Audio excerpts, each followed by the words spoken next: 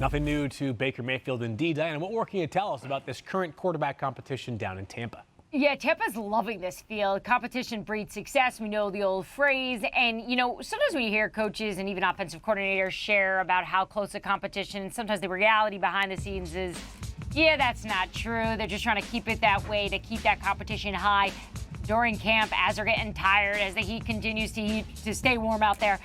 That's not the case. I talked to some sources in Tampa this afternoon just about who really has the edge. And I had one person there tell me, there are times during practice where you're like, okay, it's Baker. It's Baker. And then it's like, wait.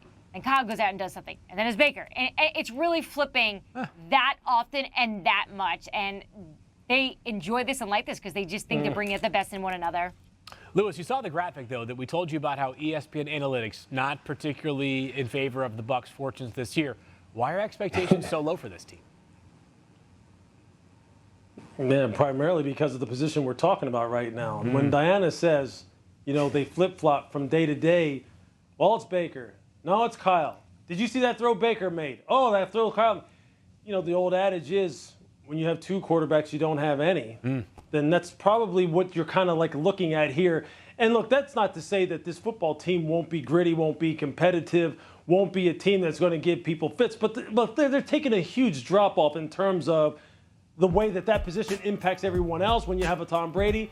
And then you have then also with the overall skill level. And these two guys are just kind of like trying to fight it out just to be the guy who's on the football field.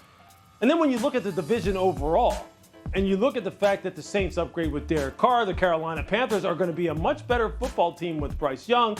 Then you think in Atlanta with Desmond Ridder that really Arthur Smith believes as though with a strong running game, improved passing game, the continued development of a guy like Drake London, that team's going to be on the rise too.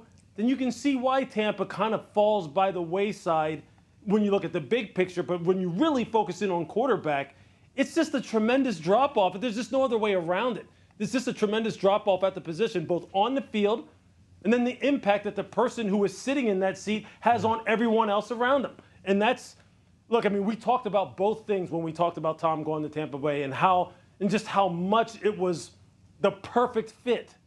And right now, they're just trying to find that guy that they can line up with consistently. So I understand what people's logic is when it comes to who may wind up occupying the bottom of the basement in that division. Yeah, the leadership void is a lot to overcome. I was thinking about no matter what Bruce Arians was going to say or Todd Bowles was going to say or Byron Leftwich when he was the offensive coordinator, if Tom wanted something done the way he wanted done, that was how it was going to be. And if there was an expectation at practice, he was setting it. That's gone now. Like recovering from that, I think is difficult. Yep. It's one of the reasons I actually think Baker ends up winning the job out of camp. And the reason I say that is you just hear that soundbite talking about, his experience with competing. Look, I think this is the best environment for him because it keeps that edge on him of knowing that, look, I have to scratch and claw and fight for everything. And I think that is what this football needs if they're going to be competitive. If there is a silver lining for the Bucs, even amidst this uncertainty, is that the division they play in is as wide open as any in the NFL. That NFC South has to go to somebody. Yeah. I have no clue who it is going to. Thank you for watching ESPN on YouTube. For live streaming sports and premium content, subscribe to ESPN+.